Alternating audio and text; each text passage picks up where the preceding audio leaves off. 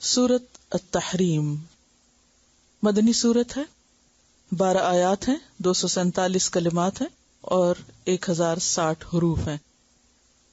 سورت التغابن میں آپ نے دیکھا کہ اللہ سبحانہ و تعالی ازواج اور اولاد کو انسان کا دشمن قرار دیتے ہیں۔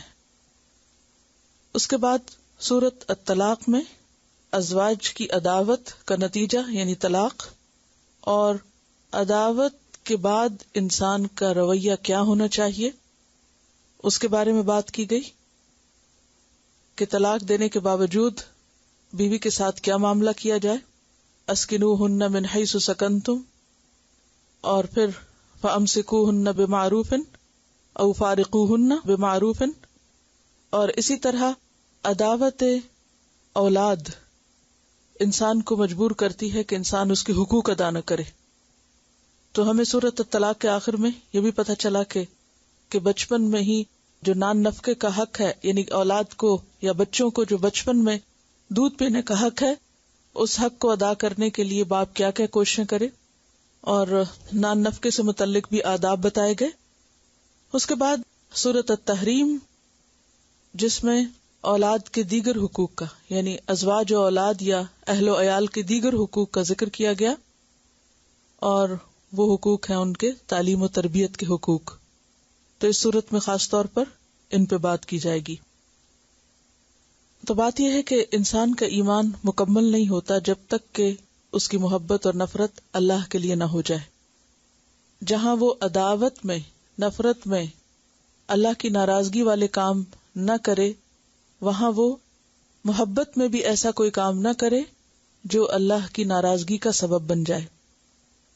تو یہاں اس نظریے کو بھی بہت اچھی طرح واضح کیا گیا کہ انسان کے ایمان کا انحصار کس پر ہے کہ نفرت اور محبت دونوں میں وہ حدود الہی کا پاس کرے، اللہ کا حکم ہر چیز سے بالا ہو، اللہ کا حکم ہر چیز سے اہم ہو، خواہ وہ کوئی بھی معاملہ ہو، یعنی اللہ کی اطاعت جذبات سے اوپر اٹھ کر کی جائے۔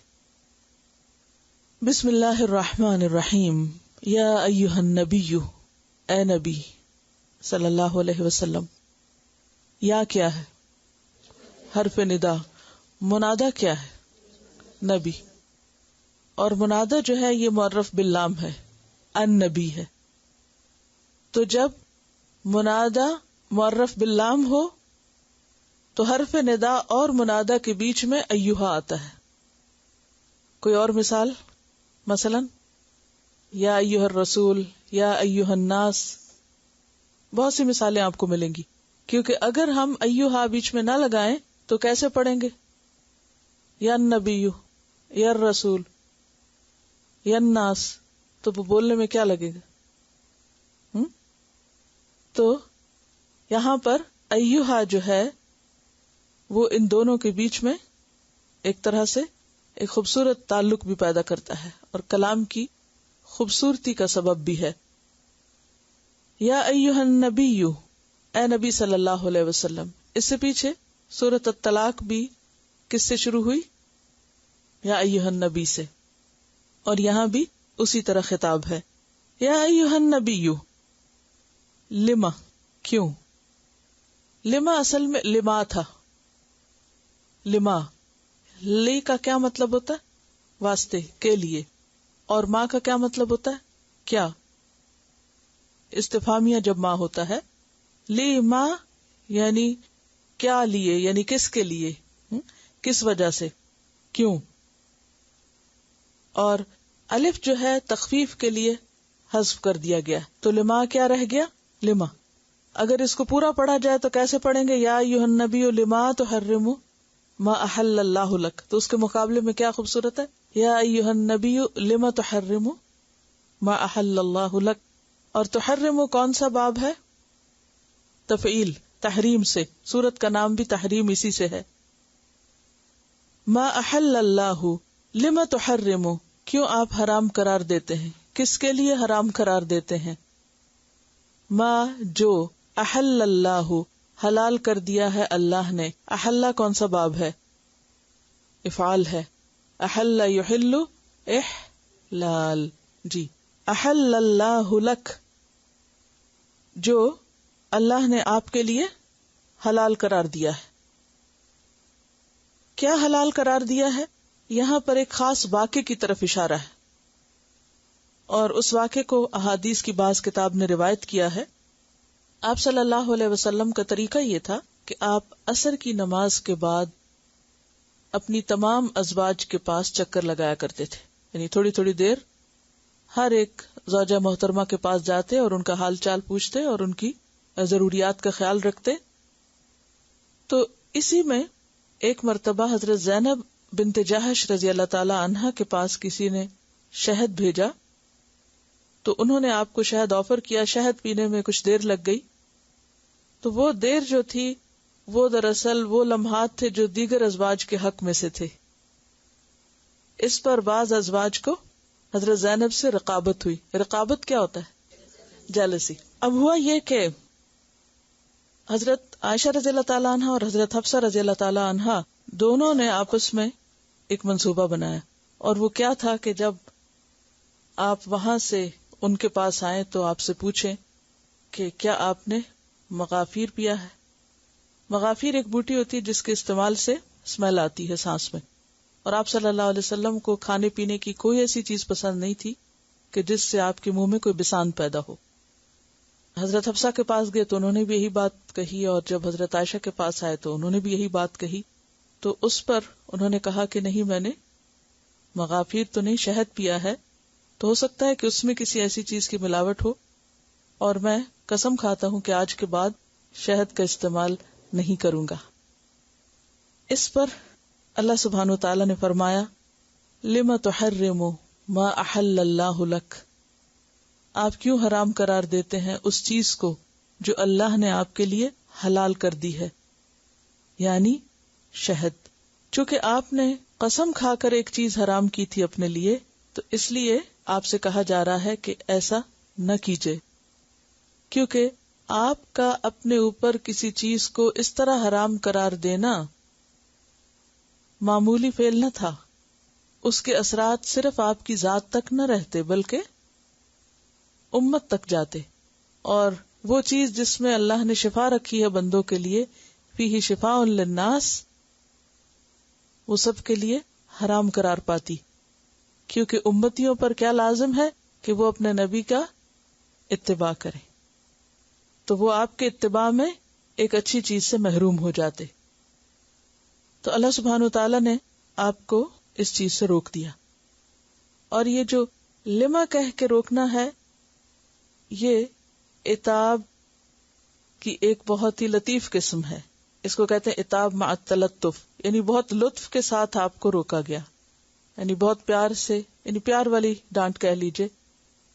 لما تحرم ما احل اللہ لک، آپ ایسا کیوں کر رہے ہیں کہ جو اللہ نے آپ کے لیے حلال کیا آپ اس کو اپنے لیے حرام کر لیں. اس کی ایک مثال سورۃ التوبہ میں بھی ملتی ہے. عفا اللہ عنک لما اذنت لہم، منافقین کو جب آپ نے اجازت دے دی تھی کہ وہ جہاد پہ جائیں یا نہ، تو اس پر اللہ سبحانہ وتعالی نے فرمایا کہ اللہ آپ کو معاف کر دے، آپ نے ایسا کیوں کیا. تو یہ جو اللہ سبحانہ وتعالی کا آپ کو پوچھنا ہے یا سوال ہے، تو یہ بھی بہت لطف سے پوچھنا ہے. لما تحرم ما احل اللہ لک، تو یہ تو نبی صلی اللہ علیہ وسلم کا معاملہ ہے. لیکن عام انسان اگر مصلحتاً کوئی چیز چھوڑ دیتا ہے تو کوئی حرج نہیں. مثلا کچھ لوگ کچھ خاص کھانوں سے الرجک ہوتے ہیں، جیسے کسی کو پینٹ سے الرجی ہے، کسی کو پوٹیٹو سے، کسی کو کسی اور فوڈ سے، اور وہ اس وجہ سے اس کو ترک کر دیتا ہے تو کوئی حرج نہیں. یا پرہیز کرتا ہے کسی خاص کھانے سے اپنی طبیعت کی ناپسندیدگی کی وجہ سے تو کوئی بات نہیں. لیکن اگر ایک عام انسان بھی ایک حلال کو اپنے اوپر قسم کھا کے حرام کرے تو وہ بھی درست نہیں.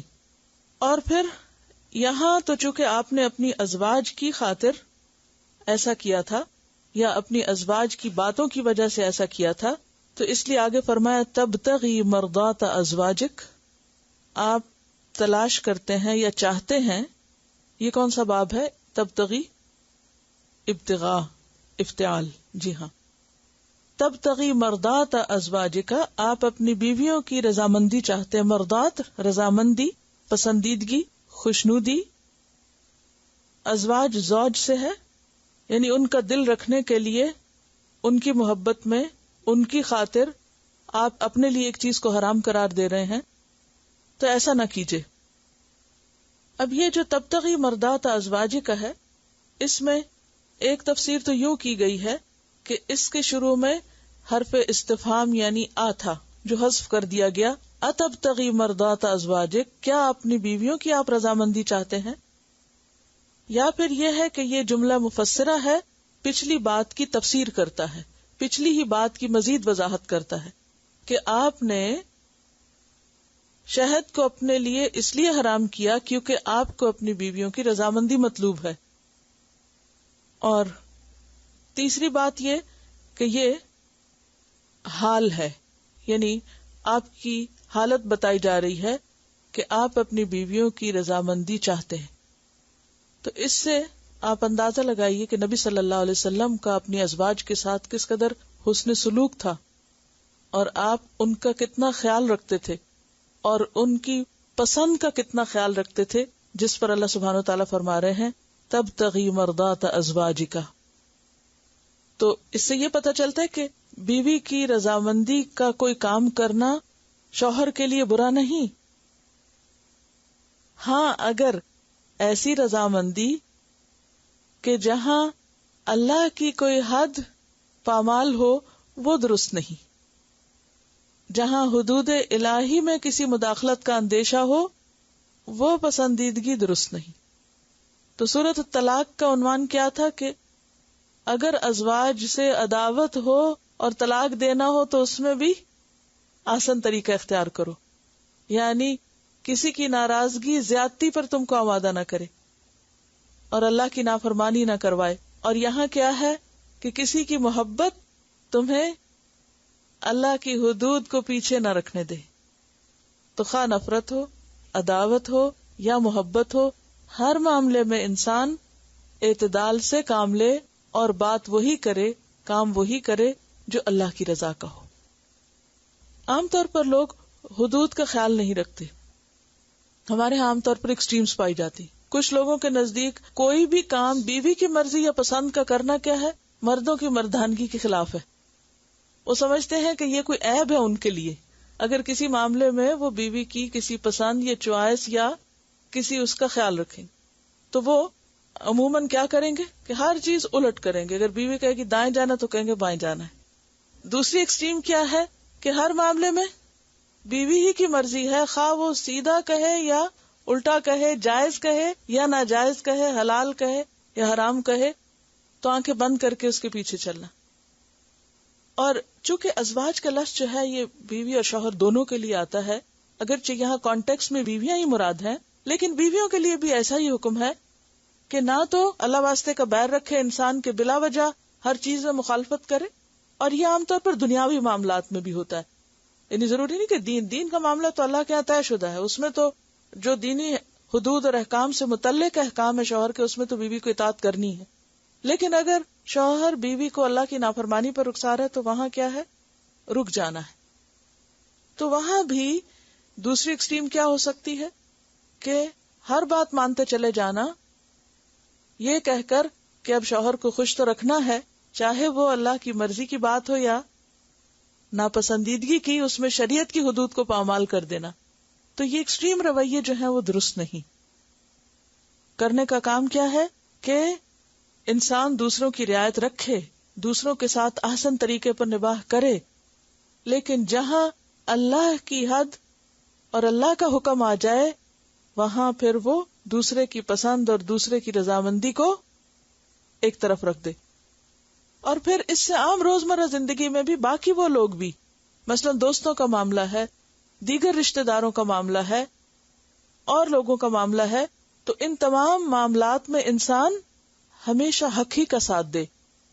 جیسے پیچھے آپ پڑھ چکے ہیں کہ لا یجرمنکم شنآن قوم الا اللہ تعدلوا اعدلوا هو اقرب للتقوی. تو اسی طرح یہاں بھی تبتغی مرضات ازواجک، تو اس کی خاطر آپ اللہ کی ایک نعمت کو یا اللہ کی حلال کردہ چیز کو اپنے لیے حرام نہ کریں. واللہ غفور الرحیم، اور اللہ غفور الرحیم ہے، بخشنے والا مہربان ہے. قد فرض اللہ، تحقیق فرض کر دیا اللہ نے، یعنی مقرر کر دیا ہے اللہ نے، لکم تمہارے لیے، کیا؟ تحلتا کھول دینا، حلال کر دینا، ایمانکم اپنی قسموں کا، یعنی تمہاری قسموں کو کھولنے کا طریقہ اللہ نے تم کو بتا دیا ہے۔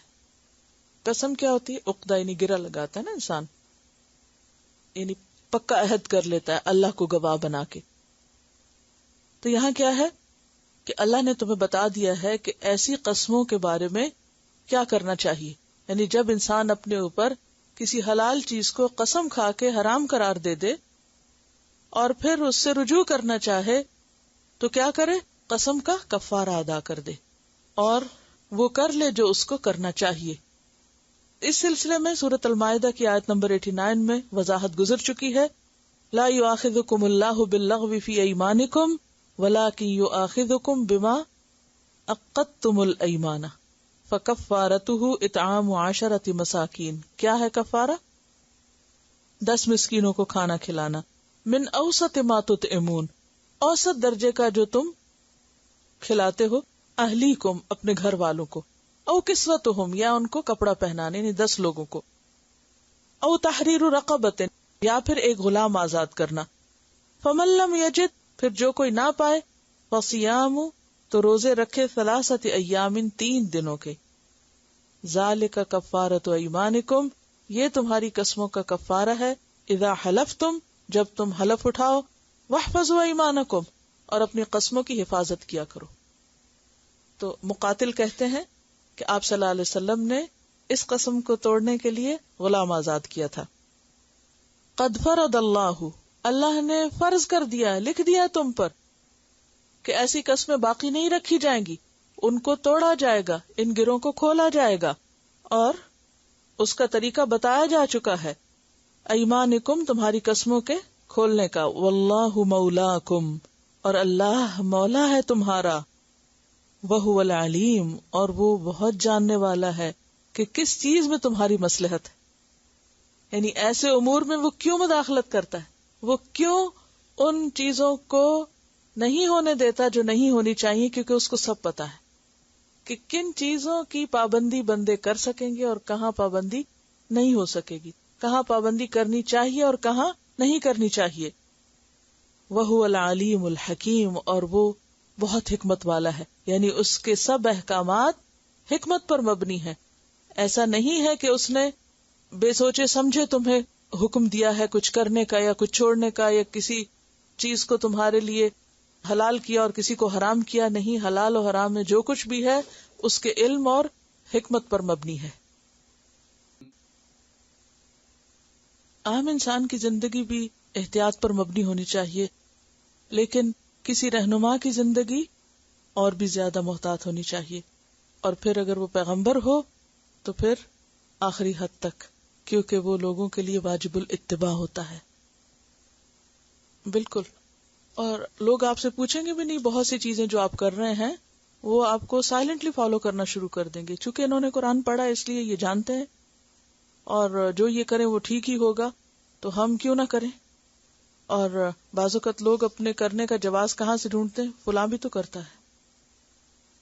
یہاں سے یہ بات بھی پتہ چلتی ہے کہ آپ صلی اللہ علیہ وسلم نے خود قرآن نہیں لکھا، کیونکہ آپ اگر خود لکھتے تو اپنے بارے میں ایسی بات نہ لکھتے۔ اور پھر حلال کو حرام اور حرام کو حلال کرنے کا اختیار صرف اللہ کے پاس ہے۔ اسی طرح ہر جگہ محبتوں کا امتحان ہے، اور نفرت اور محبت کے معاملے میں اعتدال۔ اس سے یہ بات بھی پتہ چلتی کہ نبی صلی اللہ علیہ وسلم نے کوئی حکم اپنی مرضی سے نہیں دیا، آپ جو کچھ بھی بتاتے تھے وہ اللہ کے حکم سے بتاتے تھے۔ ما ينطق عن الهوى ان هو الا وحی یوحی، اور اس میں نبی صلی اللہ علیہ وسلم کے بشر ہونے کی بھی دلیل ہے، کیونکہ آپ انسان تھے اور آپ کے دل میں انسانوں کی محبت تھی، اور آپ انسانوں کی باتوں سے متاثر ہوتے، اور آپ کو غیب کا علم نہیں تھا۔ جب حضرت حفصہ یہ کہہ رہی تھی کہ کیا آپ نے مغافیر پیا ہے، تو آپ کو ان کی یہ بات سمجھ نہیں آئی کہ وہ کس کانٹیکس میں کہہ رہی ہیں، کیونکہ اگر آپ غیب جانتے ہوتے تو فوراً ہی بتا دیتے۔ اور اس سے ایک اور بات جو بہت اہم اس واقعے سے سمجھنے اور سیکھنے کی ہے کہ ازواج مطہرات بھی انسان تھیں اور ان کے اندر بھی انسانوں جیسے جذبات تھے اور باہم رقابتیں بھی ہوتی تھی، اور ان رقابتوں میں بسا اوقات انسان حق سے بھی ہٹ جاتا ہے، یعنی بسا اوقات کسی کی نفرت اور عداوت یا کسی کی محبت یا جیلسی جو ہے وہ انسان کو کیا کر دیتی ہے، حق سے دور کر دیتی ہے۔ اب کہا یہ جاتا ہے کہ آپ صلی اللہ علیہ وسلم نے اپنی اس بیوی کے سامنے قسم کھائی تھی کہ میں آج کے بعد شہد نہیں پیوں گا، اور ان سے یہ کہا تھا کہ تم کسی اور کو یہ نہ بتانا۔ وَإِذْ أَسَرَّ النَّبِيُّ إِلَى بَعْضِ أَزْوَاجِهِ حَدِيثًا، اور جب چھپا کر کی، اسرہ کا لفظ سر سے ہے، سر کہتے ہیں راز، راز میں کی، النبی نبی صلی اللہ علیہ وسلم نے، الا طرف، بعد بعد، ازواجہ اپنی بیویوں کے، اشارہ ہے حضرت حفصہ کی طرف، حدیثاً ایک بات، کہا جاتا ہے کہ یہی بات تھی پچھلی آیات میں جس بات کی طرف اشارہ ہے اسی کے کانٹیکسٹ میں یا اسی کے سیکوینس میں آگے یہ بات آ رہی ہے۔ فلما نبأت بہ، پھر جب اس نے بتا دیا اس کو، نبأت یعنی خبر دے دی، کس نے؟ حضرت حفصہ نے، بہ ساتھ اس کے، یعنی اس بات کے، حدیث کے، کس کو؟ حضرت عائشہ کو، کیونکہ یہ دونوں کا باہم منصوبہ تھا، لہذا جب آپ صلی اللہ علیہ وسلم نے ایک کے سامنے قسم کھا کر بتا دیا تو اب وہ ان کے دل میں کیسے رہ سکتی تھی یہ بات کہ وہ فوراً ذکر کریں دوسری سے کہ ہمارا منصوبہ کامیاب ہو گیا۔ فلما نبأت بہ، پھر جب اس نے بتا دیا اس کو، وَأَظْهَرَهُ اللَّهُ عَلَيْهِ، اور ظاہر کر دیا اس کو اللہ نے، کس کو؟ اس بتانے کو، علیہ اس پر یعنی نبی پر صلی اللہ علیہ وسلم، کہ آپ کی بات آگے پہنچ چکی ہے۔ عرف بعدہ، آپ نے جتلایا اس کے بعض کو، وَأَعْرَضَ عَنْ بَعْضٍ، اور اعراض برتا بعض سے، یعنی آپ نے اشارتاً ذکر کر دیا کہ تم نے میرا راز نہیں رکھا اور آگے بتا دیا ہے۔ فَلَمَّا نَبَّأَهَا بِهِ، پھر جب آپ نے یعنی نبی صلی اللہ علیہ وسلم نے بتا دیا اس کو، یعنی اس بیوی کو، بھی اس بارے میں، قالت کہنے لگی، یعنی حضرت حفصہ کہنے لگی، من انبا کا ھذا، آپ کو کس نے بتایا، آپ کو کیسے پتا چلا کہ میں نے راز کھول دیا ہے؟ قالا، فرمایا، نبأنی العلیم الخبیر، بتایا ہے مجھے خوب جاننے والے، خوب خبر رکھنے والے نے، یعنی اللہ نے بتایا ہے۔ اس سے کیا پتہ چلتا ہے کہ حضرت حفصہ نے جو بات آگے بتائی اور وہ بات اللہ نے آپ کو بتا دی، تو حضرت حفصہ حیران ہو گئی کہ یہ تو کسی تیسرے کو پتا ہو ہی نہیں سکتی، کیونکہ کوئی تیسرا تو اس منصوبے میں شامل نہیں تھا۔ اور اس سے یہ بھی پتا چلتا ہے کہ کتنا اعتماد تھا ان کو حضرت عائشہ پر کہ وہ آپ کو نہیں بتائیں گی، یعنی اس سے ان کے باہمی تعلقات بھی پتہ چلتے ہیں کہ باوجود اس کے کہ وہ ایک انسانی درجے میں رقابتیں ہوں گی، لیکن اس کے باوجود ان کے باہمی تعلقات بہت خوشگوار بھی تھے اور ان میں ایک اعتماد بھی تھا۔ اور جیسا کہ عام طور پر اس موقع پر ہوتا ہے، جب کسی کو پلٹ کر ایسی بات بتائی جائے جو راز کھلنے سے متعلق ہو تو اس کا سوال یہی ہوتا ہے، آپ سے کس نے کہا؟ تو یہی بات یہاں پتہ چلتی ہے۔ تو اس سے یہ پتہ چلتا ہے کہ یہ بالکل ایک نارمل قسم کے انسانی تعلقات تھے، اور اس میں انسانوں کی وہ تمام جو ایسی کیفیات ہیں جس سے عام انسان گزرتے ہیں، انہی کیفیات سے آپ کا گھرانہ بھی گزرتا تھا۔ لیکن آپ کا گھرانہ چونکہ ایک ماڈل گھرانہ تھا، ایک نمونہ تھا تمام امت کے لیے، لہذا وہاں اگر تھوڑی بہت بھی اونچ نیچ ہوئی تو فوراً اصلاح کر دی گئی۔ سورۃ الاحزاب میں آپ پڑھ چکے ہیں، آپ کے ازواج کو کیا کہا گیا؟ یا نساء النبی لستن کاحد من النساء، کہ تم عام عورتوں کی طرح نہیں ہو۔ اور یہاں بھی کیا ہے کہ اتنا کھول کر آپ کی جو اصلاح کی جا رہی ہے یہ بتانے کے لیے کہ کوئی بھی شخص اصلاح سے بالا نہیں ہے، صرف اللہ کی ذات ایسی ہے جو ہر عیب اور ہر نقص اور ہر کمی سے پاک ہے. تو ازواج خواہ نبی کی ہوں وہ انسان ہوتی، اور انسان ہونے کے ناطے کمی بیشی ہو سکتی، اور اللہ سبحانہ و تعالی ان کا تزکیہ کر دیتا ہے. اس سے آپ کی شان میں کمی نہیں ہوتی، یعنی اس سے ازواج مطہرات کی شان اور قدر و قیمت میں کمی نہیں ہوتی. لیکن اس میں ہم سب کے لیے ایک بہت بڑا سبق ہے، اور وہ یہ ہے کہ اگر وہ ازواج ہوتے ہوئے، انسان ہوتے ہوئے ایسی کمی بیشی کا شکار ہو سکتی تھی، تو ہم بھی انسان ہیں، اور انسانوں کے امتحان سخت ہیں اس دنیا میں. کوئی بھی اپنے آپ کو نیک یا پاک یا گناہوں سے بالا نہ سمجھے کہ ہم سے تو کبھی کوئی غلطی ہوئی نہیں. ہم سب غلطیاں کرتے ہیں کیونکہ ہم ہیومن ہیں، لیکن غلطی کرنے کے بعد اس پر اصرار بری چیز ہے، اس کو نہ ماننا برا ہے، اس کی اصلاح نہ کرنا برا ہے. اور یہاں ہم دیکھتے ہیں کہ وہ فوراً رجوع کر لیتے ہیں. اور اس سے بھی پتہ چلتا ہے کہ آپ صلی اللہ علیہ وسلم پر وحی صرف وہ نہیں آتی تھی جو قرآن میں لکھا ہوا. یہاں تو نہیں کہیں لکھا ہوا کہ وہ کن الفاظ میں اللہ تعالیٰ نے بتایا، قرآن سے تو نہیں پتہ چلتا. کہاں سے پتہ چلتا ہے؟ وحی کی ایک دوسری قسم سے جس کو وحی خفی کہا جاتا ہے. اور جو احادیث کا سرمایہ ہے وہ کس پر مبنی ہے؟ وحی خفی پر مبنی ہے. پھر اللہ تعالیٰ فرماتے ہیں ان تتوبا، اگر تم دونوں توبہ کر لو، اللہ طرف اللہ کے، تو یہ تمہارے حق میں بہتر ہے. یعنی جو ہو گیا سو ہو گیا، اب کیا ہے؟ پلٹ آؤ. اور توبہ کیا ہوتا ہے؟ غلطی پہ شرمندہ ہونا، نہ کرنے کا عہد کرنا، اس کی اصلاح کر لینا، یعنی اصرار نہ کرنا.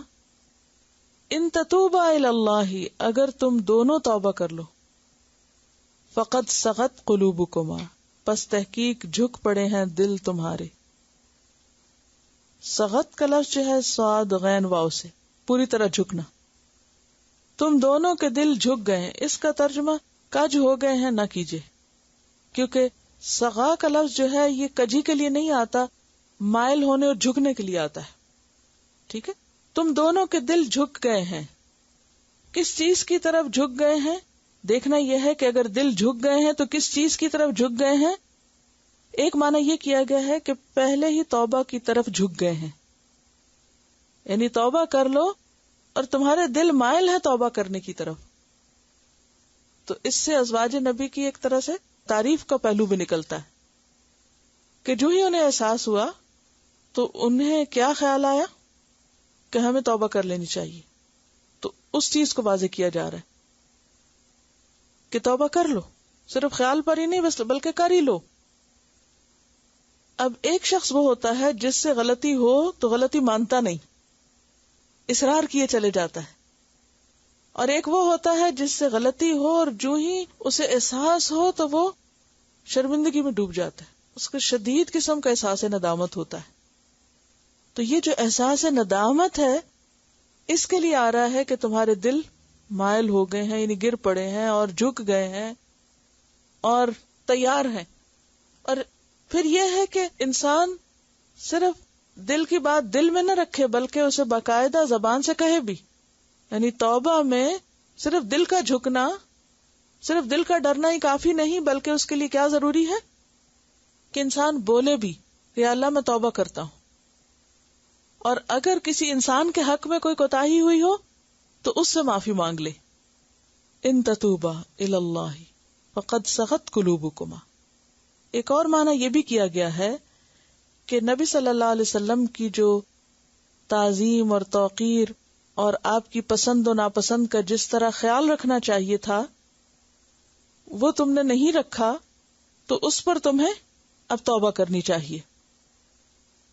وَإِن تَظَاهَرَ عَلَيْهِ، اور اگر تم ایک دوسرے کی مدد کرو گی اس کے خلاف، یعنی یہ جتھا بندی آئندہ کے لیے ختم نہ کی اور آئندہ بھی اسی قسم کی باتیں ہوتی رہیں، تو یاد رکھو فَإِنَّ اللَّهَ هُوَ مَوْلَاهُ، پس بے شک اللہ وہ اس کا مولا ہے.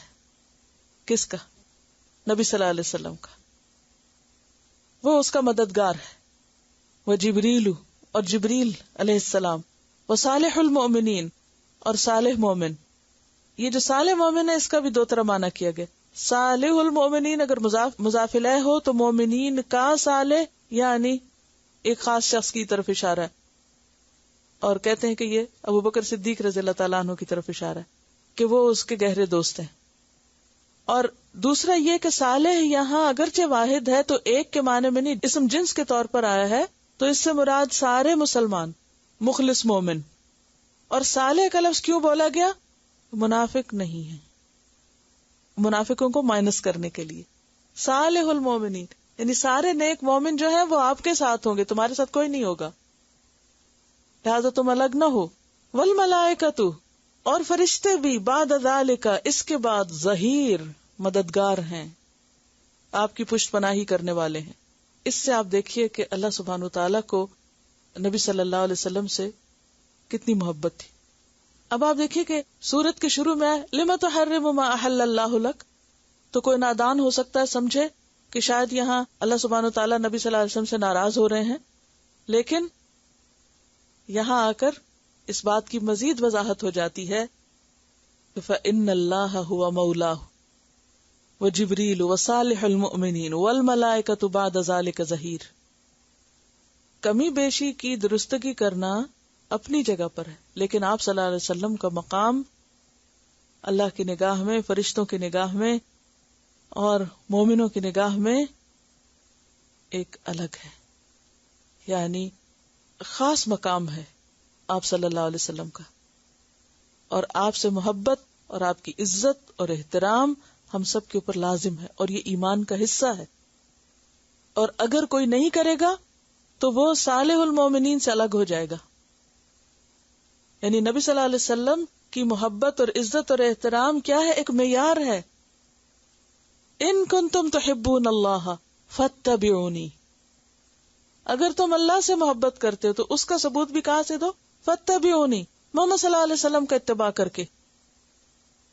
یہی وہ وجہ ہے کہ جس کو دوسرے لوگ سمجھ سکتے ہی نہیں، اور ان کو یہ سمجھ نہیں آتی کہ نبی صلی اللہ علیہ وسلم کی ذات کے بارے میں کچھ بھی کہا جائے تو سارے مسلمانوں کا ایسا ریاکشن کیوں ہوتا ہے.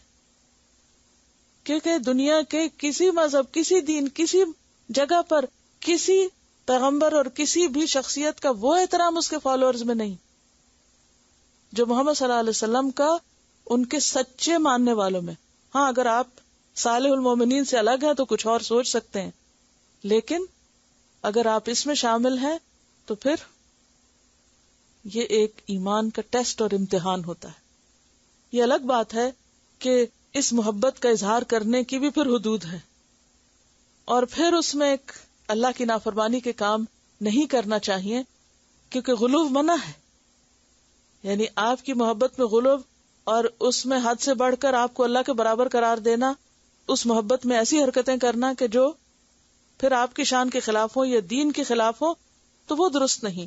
لیکن اس میں کوئی شک نہیں کہ آپ پر ایمان، آپ کی اطاعت، آپ کا اتباع، آپ سے محبت، آپ کی عزت اور آپ کو اپنے والدین، اولاد اور تمام انسانوں سے بلند قرار دینا، زیادہ ان سے محبت رکھنا، یہ ہم سب کے ایمان کا جزو حصہ ہے. اس کے بغیر ایمان مکمل ہی نہیں ہوتا.